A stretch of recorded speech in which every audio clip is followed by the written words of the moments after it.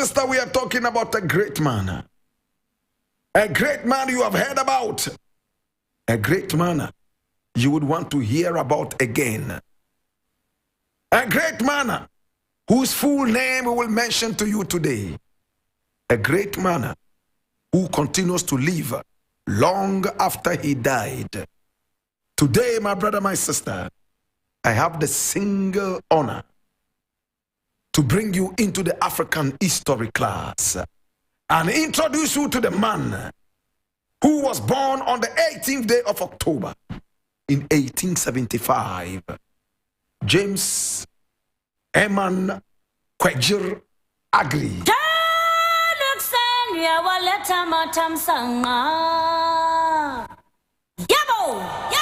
James Eman Kwejir Agri was born on the 18th day of October in 1875. And when he was born, he was baptized in the church and he took the name James.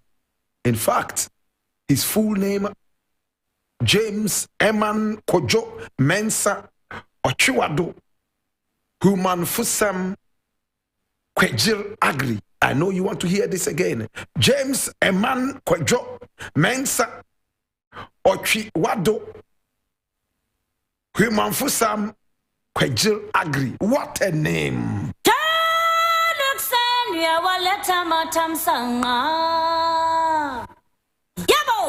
In this class, my brother, my sister will simply call him James Kwejir Agri. James Kwejir Agri. Today, my brother, my sister, this is the African history classes hero, James Kwejir Agri. He was born on the 18th day of October in 1875, and he was one of the most brilliant citizens we had in this country. He was one of the most patriotic, and we are about to get into the life story of this man.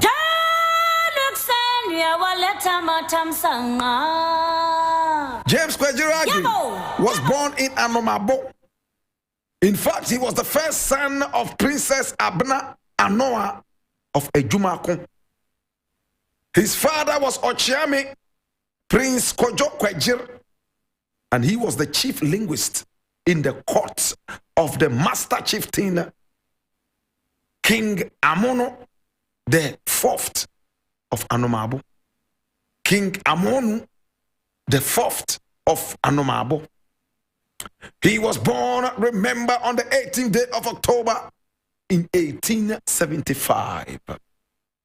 He was baptized in 1883 in a municipality in the Cape Coast area and accepted his Christian first name, James.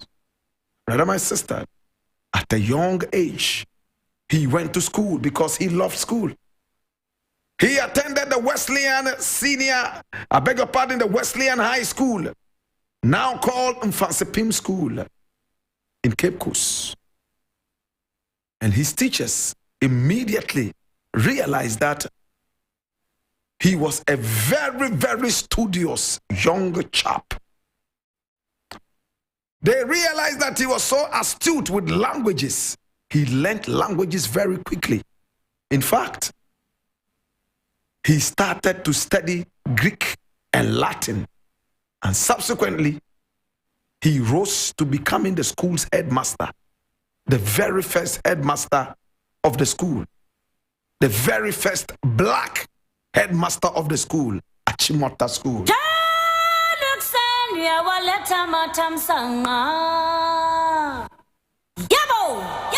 In 1898, James Kwejir Agri, at that time 23 years, was selected to study in America.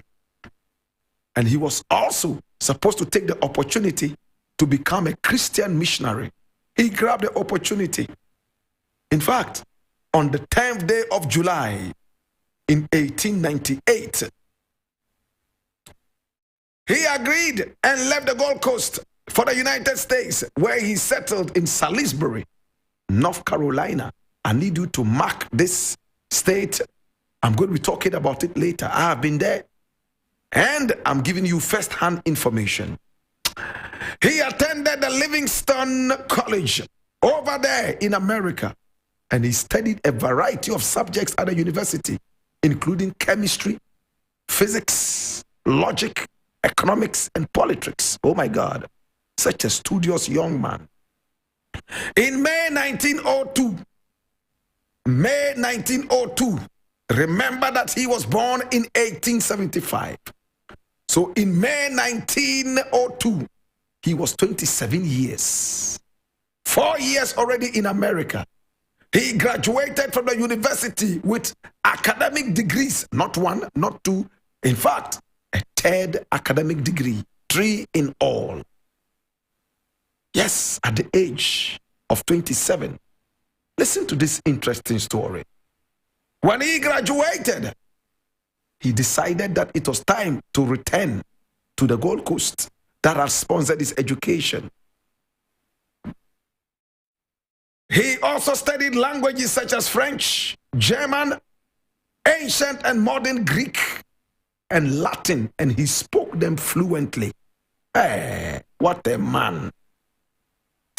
In November 1903, when he was only 28 years, he was appointed a minister in the African Methodist Episcopal Zion Church in Salisbury, where he was still residing even after his degrees. In 1905, our hero was 30 years old. He got married to Rose Douglas. Mark this name, Rose Douglas. He got married at the age of 30, and Rose Douglas was a native of Virginia. She was American, with whom he had 4 children. Yes, 4 children. One of his children rose to becoming a mayor of the same Salisbury, North Carolina. Yes, we're talking about Rudolph Agri. Rudolph Agri. We'll find time and talk about him later in the African history class. He had 4 children with his wife, Rose Agri, née Rose Douglas. In the same year, he began to teach at Livingstone College, the same college he attended. And in 1912, he earned his doctorate in theology. Hey, remember, he was sent to America to study and also to become a missionary. So he took the opportunity to do a master's in theology. And in 1914, oh my God, 1914. How old was he in 1914? My brother, my sister, in 1914, he was 39 years old. He followed a doctorate in osteopathy, a second doctorate. Now, osteopathic medicine is a branch of the medical profession in the United States that promotes the practice of science-based medicine, often referred to in this context as allopathic medicine. My brother, my sister, he studied that. He studied politics. He studied Greek, both ancient and modern Greek. He studied French, and he spoke all these languages fluently, including his native Fanti, and of course, the English language. He had several degrees, and he had 2 doctorate degrees, one in theology and one in osteopathy. My brother, my sister, he rose to the level of even teaching in the university where he was taught. In the same year, he transferred employment to a small municipality in North Carolina. And between 1915, when he was 40 years old, and 1917, when he was 42, Agri took up further studies at what is now known as the Columbia University, where he studied sociology, psychology, and the Japanese language. Can you believe this? In those days, how many black people wanted to study Japanese? But this son of the land of Gold Coast, today called Ghana, studied Latin, modern and ancient Greek. He even went ahead to study Japanese. My brother, my sister. Hey, in 1920, our hero was 45 years old. Paul Monroe, a member of the Stokes Fund, offered Agri the opportunity to study a research expedition to Africa to determine which measures were necessary for the improvement of education in Africa. After all, he himself had demonstrated that he was a studious person. He accepted the opportunity. But who was Paul Monroe? How many of us remember Paul Monroe? Paul Monroe was an American educator himself. In fact, he was born in 1869 and he died in 1947. He was the man who sponsored Agri's visit of Africa to research and find out what was the best way to educate Africans. Oh my God. Of course, he arrived in Africa and visited so many different countries in Africa where he collected and analyzed educational data. And in 1920, yes, that same year, when our hero was 45, he visited Sierra Leone, Liberia, and the Gold Coast, now called Ghana, Cameroon, and Nigeria. The following year, in 1921, he visited the Belgian Congo, Angola, and South Africa. Oh my God. During this journey, Agri made a significant impression and underscored the importance of education among some people who would become important figures in Africa later on, including Hastings Kamuzu Banda, later the president of Malawi, and Nnamdi Azikiwe, who also became the president of Nigeria, and of course, Kwame Nkrumah, the first president of Ghana. He taught Kwame Nkrumah at Achimota College, or better still, Achimota School, the school in Ghana. Agri delivered a lecture that persuaded Governor Gordgesbeg that Achimota College should be co-educational. And it happened. What did he say? He said the surest way to keep people down is to educate the men and neglect the women. If you educate a man, you simply educate an individual. But if you educate a woman, you educate a whole nation. That was what Agri said. And it was agreed. In South Africa, Agri delivered a lecture that used the keys of the piano as an image of racial harmony. What did he say? I don't care what you know. Show me what you can do. Many of my people who get educated don't work, but take to drink. They see white people drink, so they think they must drink too. They imitate the weakness of the white man, but not the greatness. They won't imitate a white man working hard. If you play only the white keys on a piano, you get only sharps. If only the black keys, you get flats. But if you play the two together, you get harmony and beautiful music.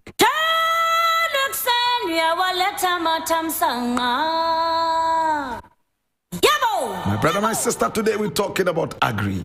In 1924, Agri was appointed by the Gold Coast governor, Sir Frederick Gordon Gordgesbeg, as the first vice principal of Achimota College in Accra. Agri designed the emblem of Achimota College.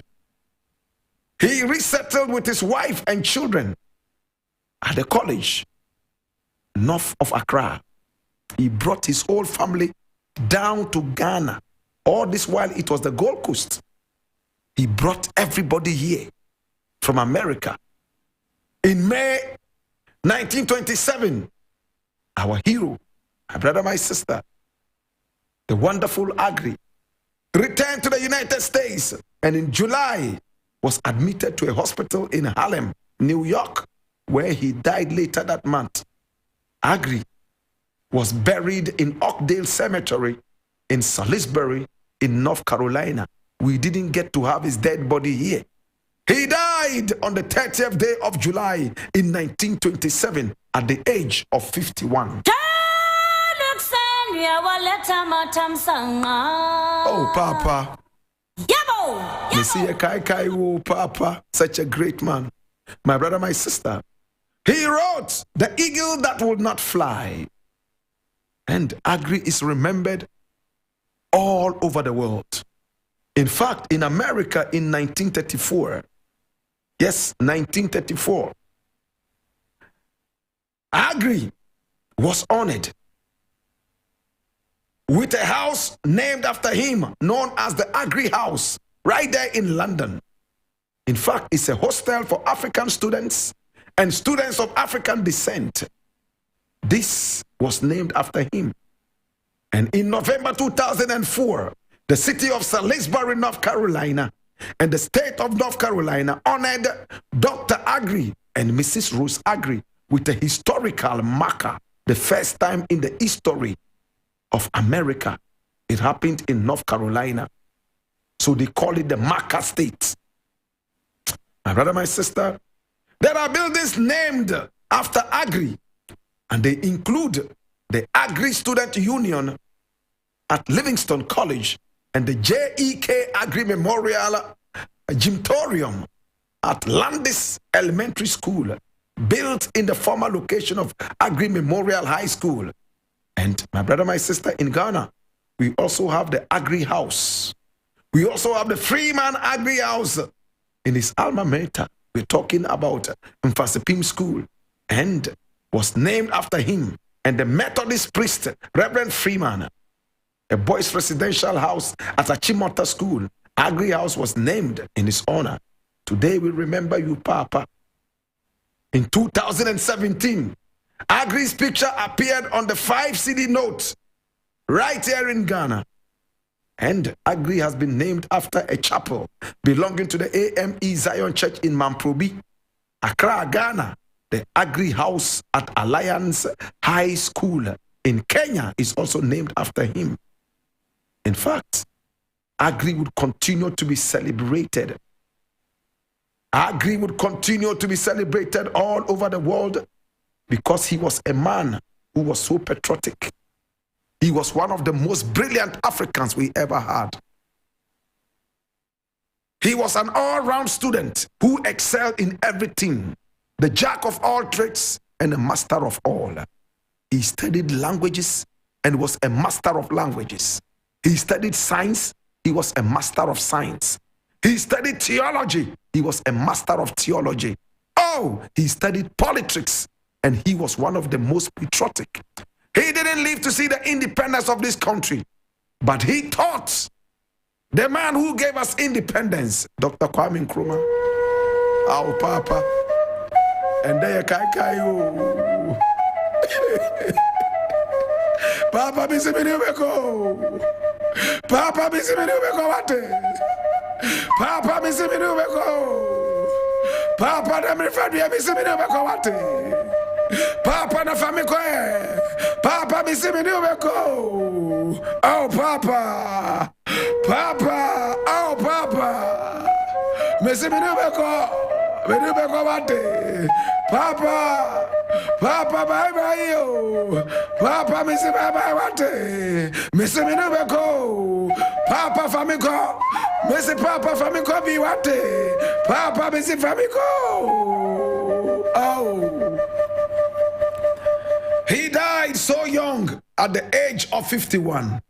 Oh, Papa. Within this short period of time that he lived on earth, he achieved more than every other person.